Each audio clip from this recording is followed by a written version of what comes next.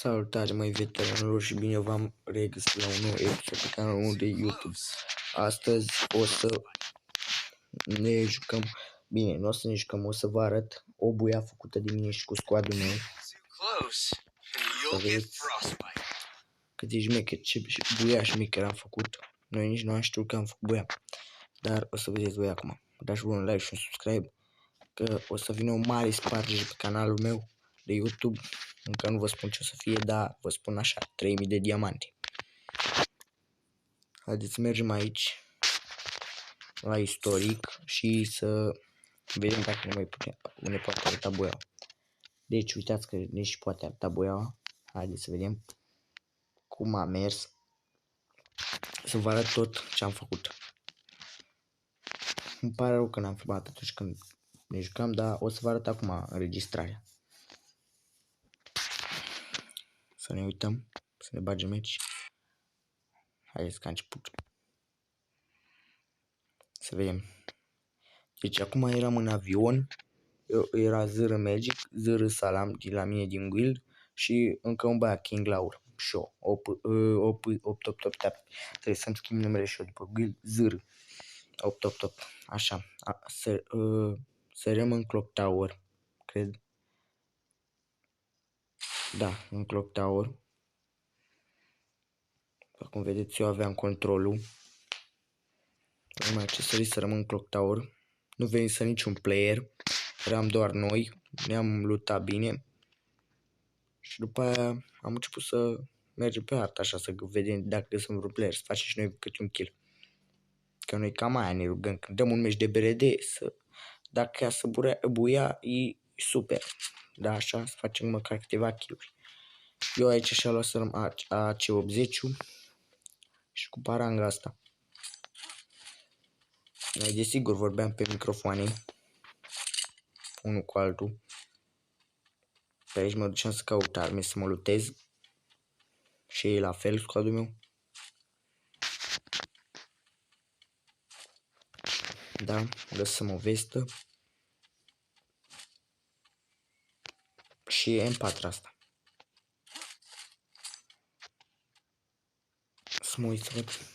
Nu prea este nimic interesant deocamdată, pentru că aici nu o săriseră niciun player. Nu săriseră niciun player și n-am avut cine să ne batem. Ne-am plimbat pe aici prin Clock Tower. Ce ne-am plimbat? Aici am luat Thompson-ul ca să am o armă de apropiere.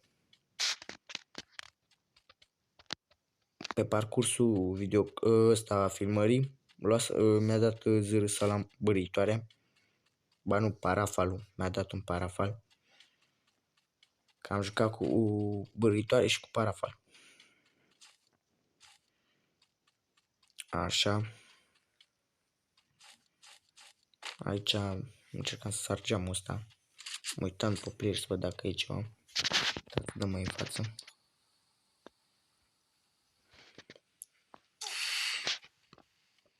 Dați prea în față. Vedeți? Deja găsăm parafalul și băritoarea. Și aici dăduserăm de primii noștri playeri.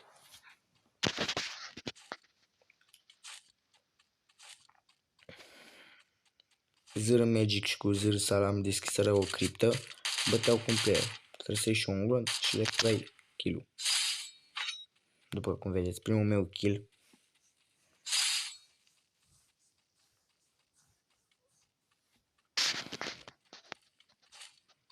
Magic i-a dat finish și după aia au mai venit alții de sus. Trăgea unul de sus de pe pod.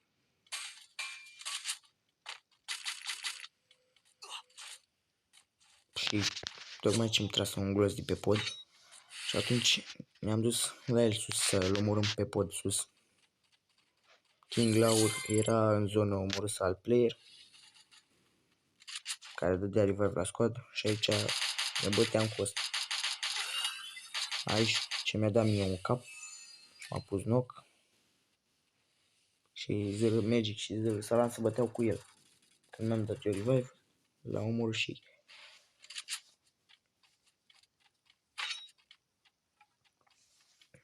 nici așa luasem tigaia. Am stat să luptăm și după aia am plecat.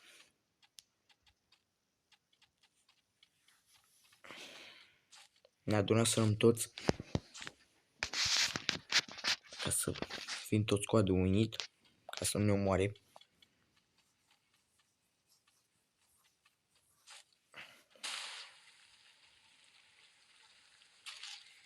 Magic ce avea iar cheia criptei.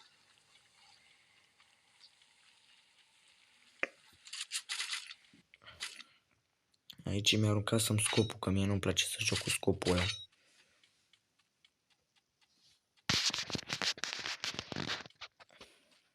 Și ne plimbam pe artă să găsim playeri.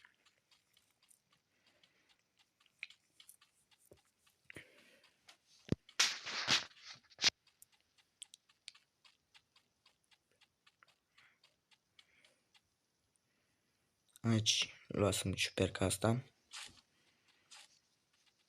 Și știu că aici când coborăm vale cu asta, dau de playeri. De aici începe bataia cu playerii. Dau eu de playeri și după aia vine și băieții și mă ajută. Uitați, deci merg așa și erau acolo la glue la playeri. Eu am început să trag în ei și după aia am pușat. Aici erau cât pe ce să mă omoare, nu mai spun. Am dat un super med și am încercat să spamez la glue și am văzut că nu mai am luat pe parafa și am zis să mergem, să mă duc direct pe el. Era și squadul cu mine, că așa nu mă duceam eu direct pe el.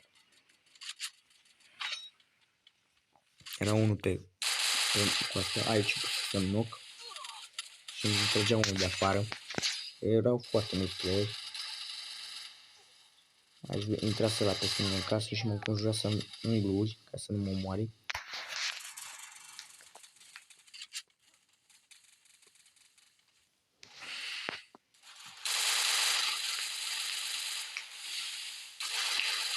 Și sper să sunt glurile ăștia ca să pot să ies din glurile mele, că glurile mele am o abilitate care îmi spune. Aici mă-i pusesem unul knock. Și omorâsem. Aveam 3 kill-uri deja.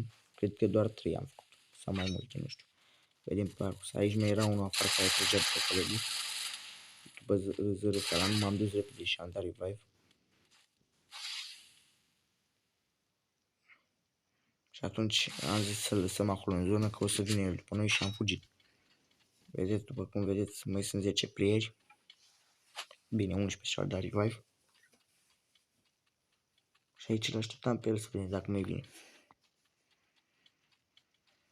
Că nu cred că era el prost să rămână acolo în zonă.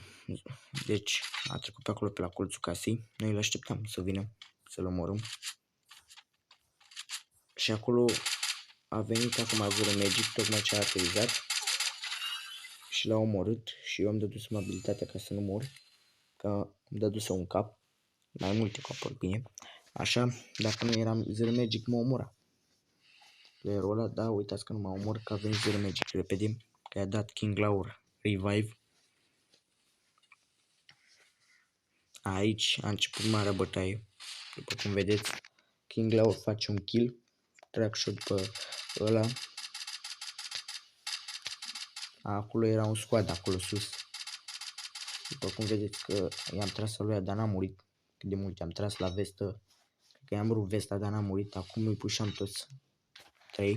Că unul era în zonă, Zero Magic era în zonă. Și pușam toți 3. După cum vedeți, am dat lui ăsta. Și am încărcat arma. Am încercat să sparg glurile și am observat că nu mai am glanți pe MP40. După cum vedeți,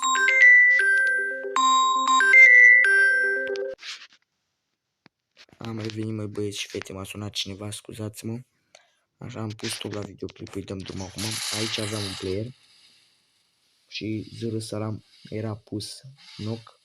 I-am dat revive, am pus abilitatea și mi-am dat și un super med. Și aici ne cam spamau la eu fiind în gluri. Acum am făcut să rămbuia, am încercat să sparg glurile și acum am făcut să rămbuia. Stați, vedeți. Deodată mă mirasem și eu că am făcut buia.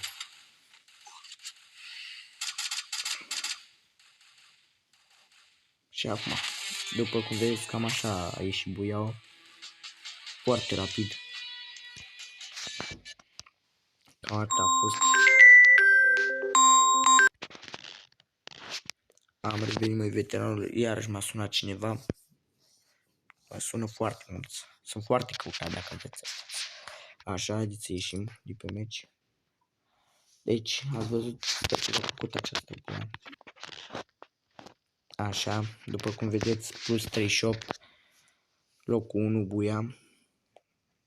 Și am mai luat, am căzut locul 6, plus 15 și locul tot 6, plus 30. Cam atât a fost cu acest episod, sper că v-a plăcut. O buia cinstită, vă pup pe toți. Pa.